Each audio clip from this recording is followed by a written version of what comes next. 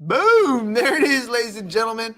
So, if you guys are unhappy with your job, you're looking for a way to earn some additional income online, this episode's for you. Our guest is going to help teach us a bunch of cool stuff today. So, let's get this one started. Here we go.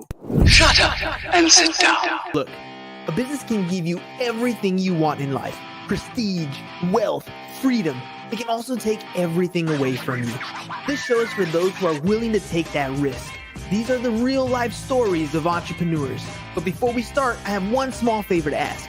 Please leave a comment. It can be advice, critiques, tips, feedback, or share this with someone because your engagement is the most valuable and most powerful form of social currency. So thank you, and welcome to another episode of Business Bros. Are you tired of feeling trapped in your 9-to-5 job? Are you looking for ways to earn additional income and break free from the traditional work structure? Our guest today knows exactly how that feels. After experiencing job loss, he turned his passion into a successful online business empire. He's here to share his journey and insight to help you serve no master and create an online income stream. Now let's welcome to the show, Mr. Jonathan Green.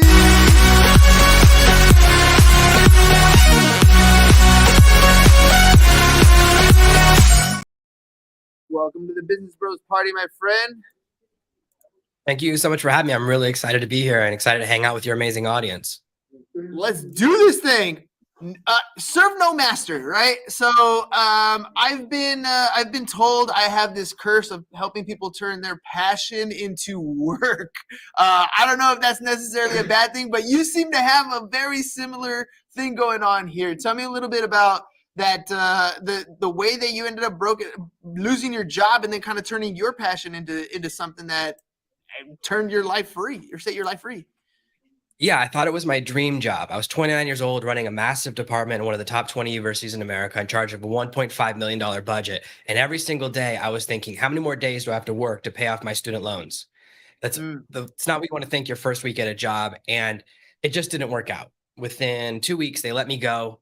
And it was the best thing that ever happened to me because it gave me the kick in the pants I needed to take control of my destiny. I was driving home in a blizzard in my new car to my new apartment that I'd signed the leases on both that weekend. And I said, I don't want anyone to be able to do this to me again. I kind of realized that when you have a job and you're working for someone else, they have control over how much money you make, but also control if you can pay your rent, if you can pay for food, if you can take care of your kids. It's a huge amount of power because it's not that easy, as a lot of people have seen. If you lose your job, it can take a really long time to get back to work. And it's really challenging. So that's really where my journey began. I got two things for you here. One was that you are a ghostwriter. The other one, high ticket affiliate marketing. Tell me about those two things. How do they kind of parallel each other? I think it's really important to have two parts to your business. One should be fast money and one should be slow money that makes a lot more money over time. For example, if I write a book for myself, I'm making royalties. I might make a few dollars a day for the next 20 or 30 years. That adds up to thousands or tens of thousands of dollars. Whereas if I take a ghostwriting job, I get paid before I write anything. They pay me a deposit. Usually it's 50%. And right now that means they're giving me $40,000. They give me $20,000 up front to work on a project for the next couple of months. So I get a fast cash injection because sometimes you just need that. So you have slow money and fast money. The fast money is immediate, but it's less. And whatever you're doing, you need to have that. When I was first starting out 10 years ago, I started out selling SEO services, helping small businesses rank online. So they pay me up front, and I use that money to pay for courses, training, and software as I built my own business. So I always believe there should be two parallel paths. And those are the things that I found worked the best for me after doing this for 12 years. Can we build a side hustle successfully and have a job? I mean, I know your thing is to, leave that 9-to-5 job eventually, but for a lot of people to just kind of take that leap of faith and go into being self-employed, it's not the easiest leap of faith for a lot of people. You got a nice little swift kick in the butt and we're forced into it, let's say. But for other people that are dreaming of letting go of their job at some point, can this be done on the side and then eventually overcome and take over their income? Absolutely. I believe that's how most people should do it. That you should kind of think, first of all, I want to build a business that makes 10% of what I'm already making. So you have this little buffer that covers you if you have an emergency. That's really kind of how I see the first phase of building your side hustle, your online business.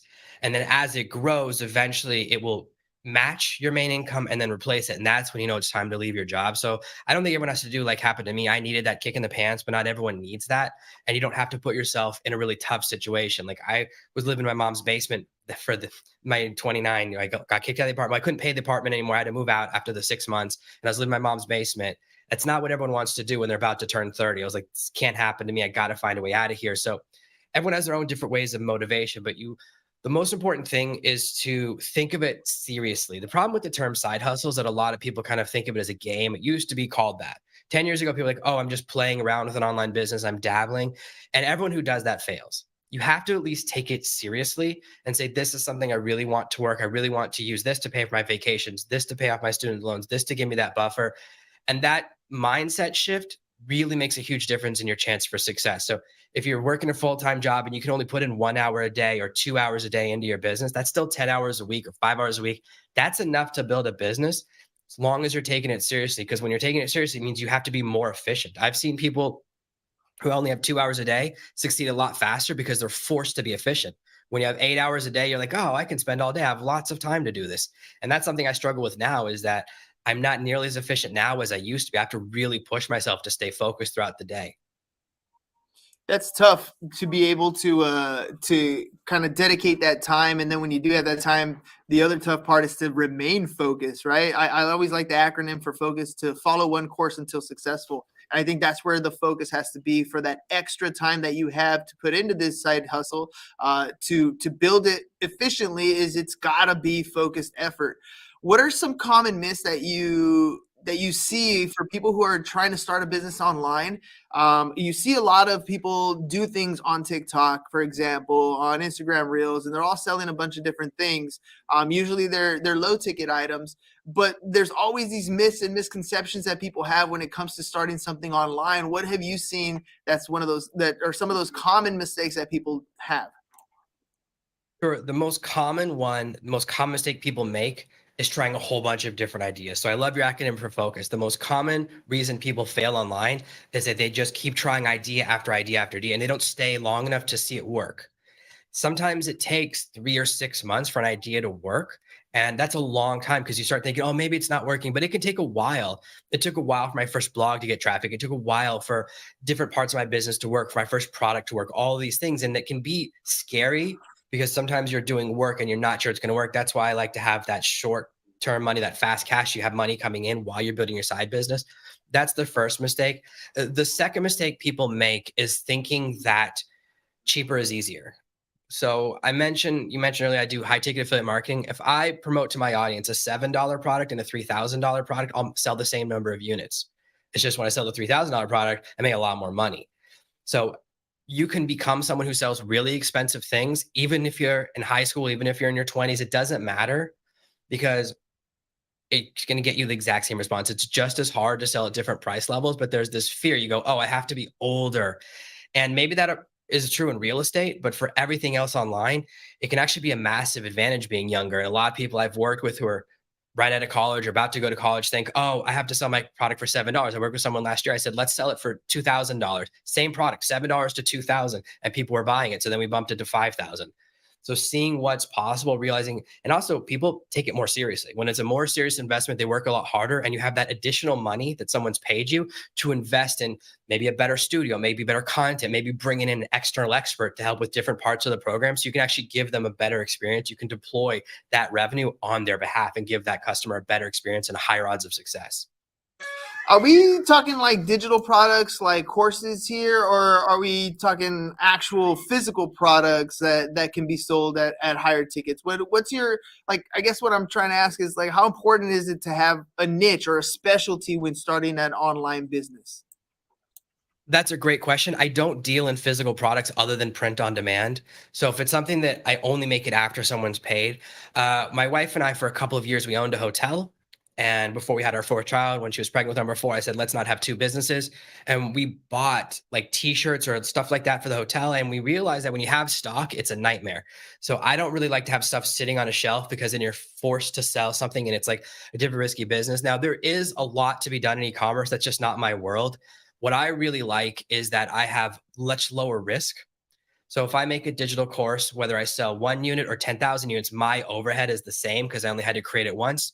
Whereas physical products, it's a lot more challenging. It's a much more challenging world. It's a lot more complicated. There are opportunities there. That's just not what I'm an expert in. I recommend people when you're starting out to focus on things, especially if you're doing affiliate marketing, you're promoting other people's products.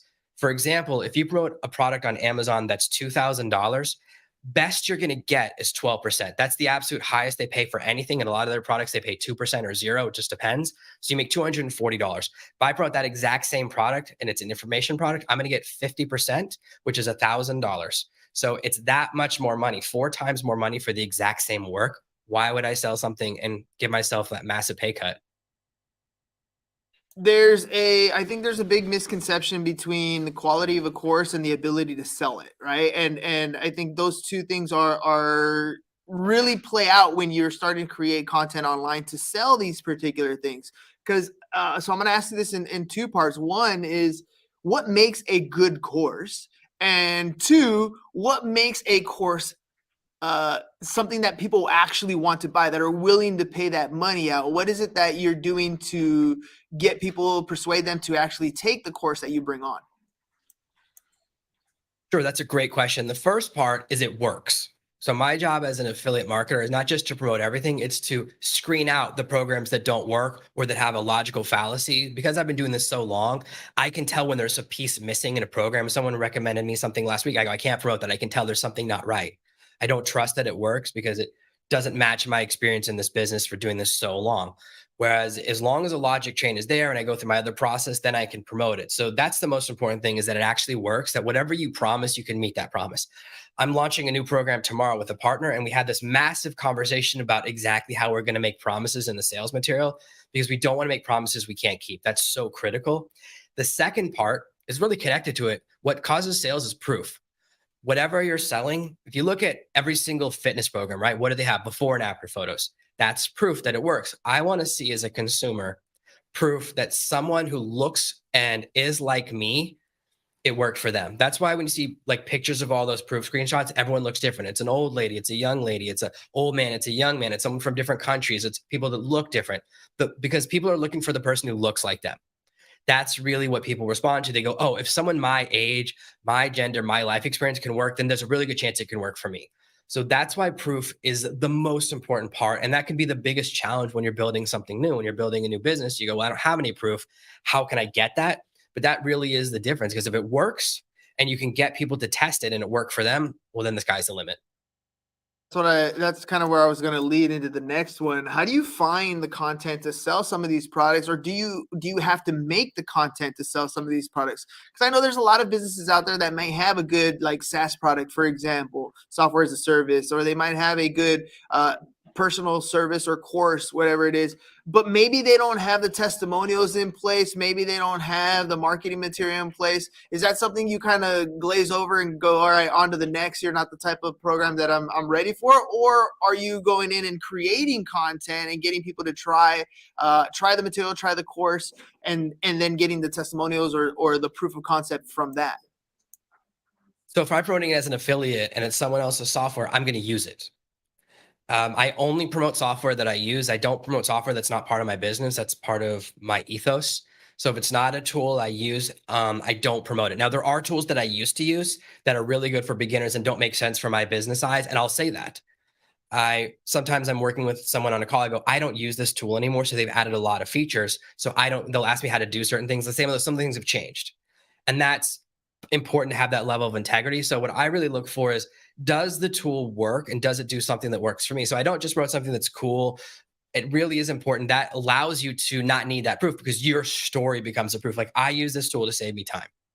That makes it really easy for someone who's following me to go, oh, okay, that makes sense. Jonathan's using it, then I want to use it. The third most common visited page on every single blog, it goes start here, homepage, tools. Whatever your tool page or resources page is, that's the third or fourth most visited page on every single website. So if you don't have that page, you're just leaving money out. And when I learned that lesson, it kind of generated a lot more income for my business, because when I visit someone else's website, I'm like, well, what tools are they using? So common to visit that page. People want to know what you're using. Like, everyone watching this right now is probably going, well, what software is he using to record this call? Or maybe someone's watching me and going, what microphone is he using? So people who like you want to use what you're using. That really does make sense because there's a lot of people try to build a huge following so that they can sell their products. And I think really what you're doing here is you're connecting with a community versus building a following. And so when your community sees what you're doing, that's when they're going to ask that question of what are you using? How are you doing it? How are you making it happen? So what do you suggest for somebody who's getting started in this space? Do you suggest that they start building an online presence and start building a following in the community, or go the paid ads route where they are paying for that traffic to come their way? That's a great question. There's really two resources you can use to build a business. It's either time or it's money. You have to choose one or the other. So depending upon your situation, usually if someone's younger, they're under 30, they have more time than money. So for example, if you're in your 20s, you're making $15 an hour, well, then an hour of your time is much more deployable resource than someone who makes $1,500 an hour. For them, it makes sense to spend money to pay someone else who's making $15 an hour because they can hire 100 hours. So that's really the two differences. And so if you have enough money to deploy, if you want to learn paid ads and do paid ads marketing, you have to have kind of a budget of $5,000, and depends on the system you're using. When I was running a lot of ads on Amazon, sometimes the payback was 90 days later. So I actually had, if I wanted to run $5,000 ads, I needed a $15,000 fund to maintain those ads because I wasn't getting paid back as quickly because sometimes the payout was 90 days later. So you have to have enough budget to cover the entire period from when you're running the ads to when the revenue comes in. Ads can really work. It's actually one of the fastest ways to become really rich. It's also one of the fastest ways to become really poor. So it's very, very risky because you're constantly spending money. I really like to make something work first.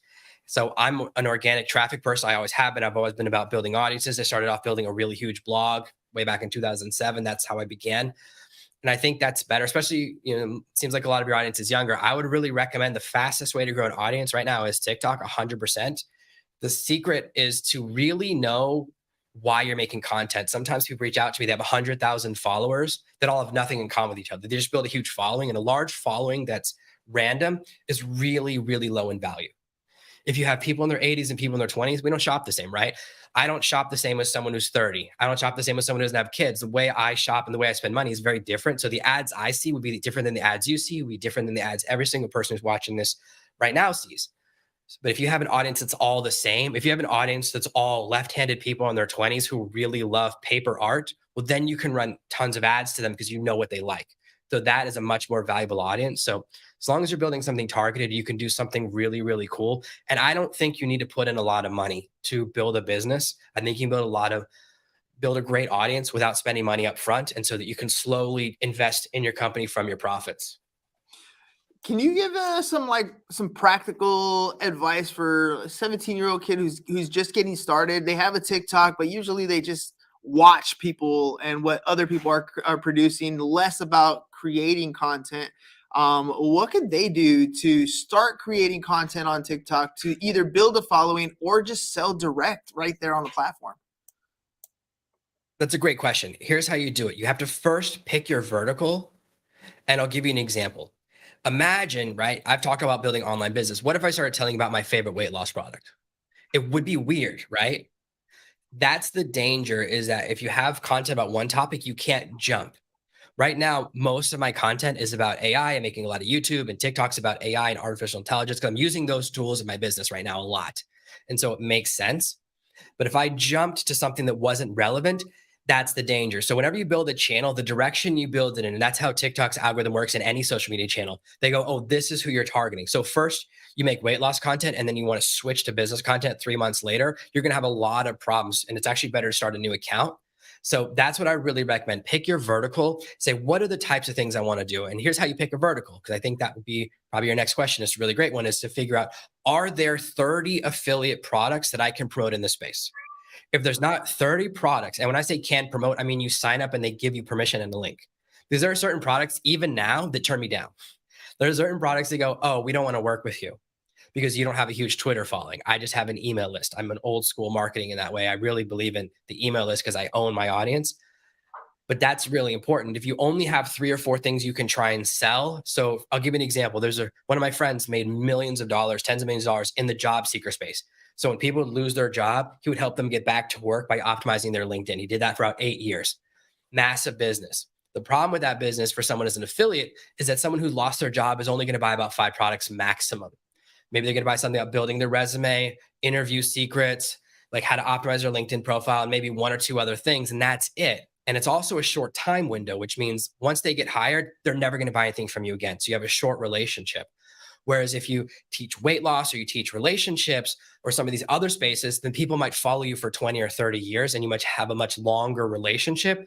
I've had people who don't buy anything from me for 2 years of following me. And that's fine because I have that longer relationship. It's the same reason I find the marriage market tricky, because it's a short window of time, only from the proposal to the wedding, and then they're not interested in anything you have to sell. So as an affiliate, you have to constantly get new leads because the leads are burning out because they're no longer interested in you. So I like markets where there's a longevity. So I look for 30 things I can sell that are all different, and then someone who's going to be interested in that for a long time. I've been like most people, like I've been on diets and losing weight for 25 years, and that's never going to stop. I'm constantly working on optimizing my health, and that's something that you can have a long relationship with. So there's a lot of markets like that. That reminds me of how you can continue to market to these people. So part of what you were discussing there is creating some organic content, building a platform, but ultimately and sadly, at any time, any of these platforms can cut you off. You might say something they disagree with. The product is not, I don't know, gets under fire for whatever reason, or you just get blocked for whatever, or they really like hose down your content, that the reach that your content is getting. So how much of that traffic are you driving so that you can collect that data, right? So that they leave one platform, go to you, now you have name, email, and phone number, and you can continue that relationship going forward so that the buying cycle doesn't end in that short period. Maybe for that vertical, it ends in a short period, but for some of these other products, you can continue to market to them, either email, text message, and any other ways. I'm trying to get someone's email address as quickly as possible. That's the most important thing to me because it creates intimacy. If someone's watching your TikTok video, they're one flip of the thumb away from making you disappear. Even if they're your follower, and the way TikTok's algorithm works, you don't even see videos by people you follow very often. They're usually showing you mostly content by other creators that they think you're going to like. So as a creator, sometimes you only have one chance to communicate with someone. Whereas if I get someone's email address, I can email them every day until they unsubscribe. They have to actively say, I don't want to hear from you anymore. So that's a much longer relationship, and we don't get distracted. If you watch a video on YouTube, what happens at the end of the video? It shows 2 other videos recommends. It's got like 10 videos recommends on the side of the screen. There's all these distractions. Whereas if we're having a one-on-one conversation via email, you're much more likely to give me high level attention. I can't read an email and do something else at the same time.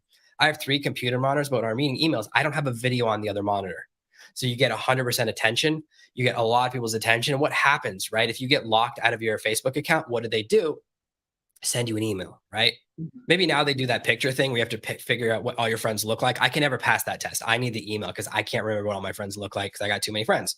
So that's always the highest level access to someone is an email, right? Whenever there's a problem with any account, they go, oh, we're going to email you to make sure you're the right person. So email is really people's highest level of contact. It's the best way to get my attention. It's the best way to get most people's attention. So I want someone on my email list because that's where 90% of my income comes from, maybe 95. So what are some of the biggest challenges you faced like during your journey in building your online business? How do you overcome them? And then how do you kind of use that to help other people overcome some of their obstacles? Some of the biggest challenges that I face is like working with people that I shouldn't have. It always happens when you work with someone and then things get weird and you have problems. So that's always a challenge and part of this business. As much as working online seems like it's all technology, it doesn't matter other people. This business, most of the income is handshake based. It's trust based.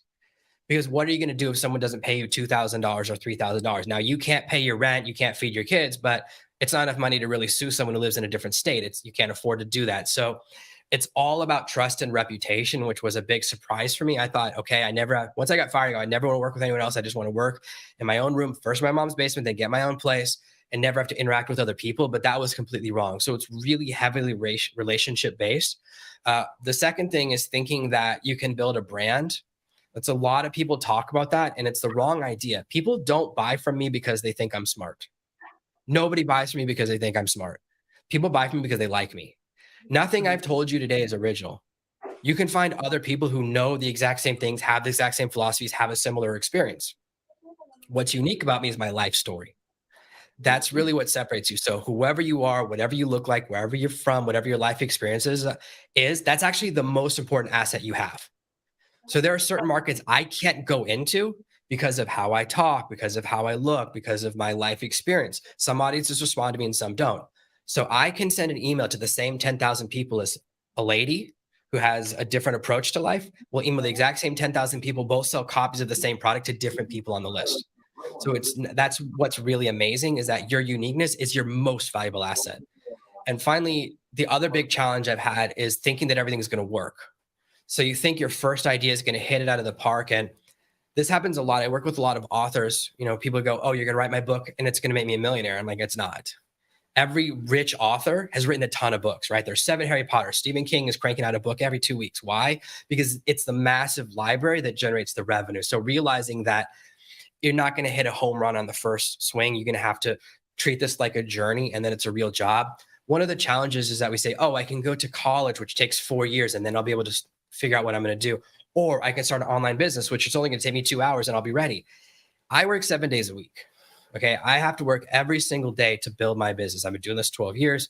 Things are going really well. I live in a house I don't think I deserve. I never thought I'd live in a house this nice. Never thought I'd have an office this nice.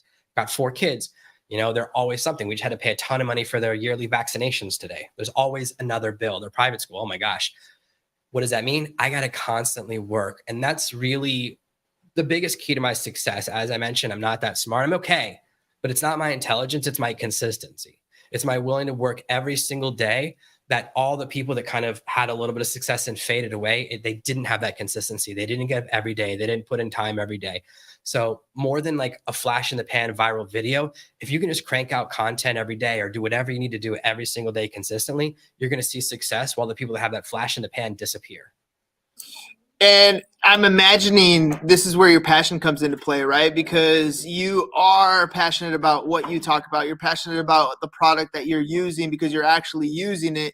And that's where turning your passion into an income stream really comes into play. You kind of identified that, right? And you're not going to be the one who's suited for every industry, but the ones that you're passionate about tend to kind of gravitate towards you because you're actually in them. You're using them. You're doing them. You like them. And then other people can see that clearly. I mean, our BS meter is pretty high, I guess, now that we've been inundated with so many different types of content, that we actually can see somebody who cares about that product or service, how they're using it. And that's when we kind of resonate with them and buy.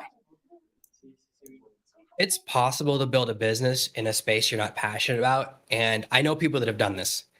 They'll build a business that gets really successful after about 2 or 3 years, and all they want to do is sell it because they don't want to do it anymore. They painted themselves into a corner. So you want to make sure that you don't trap yourself into something you're not interested. For a long time, I was in the dating and relationship space. Really passionate about that space. It was really important to me because I was someone who struggled for a really long time.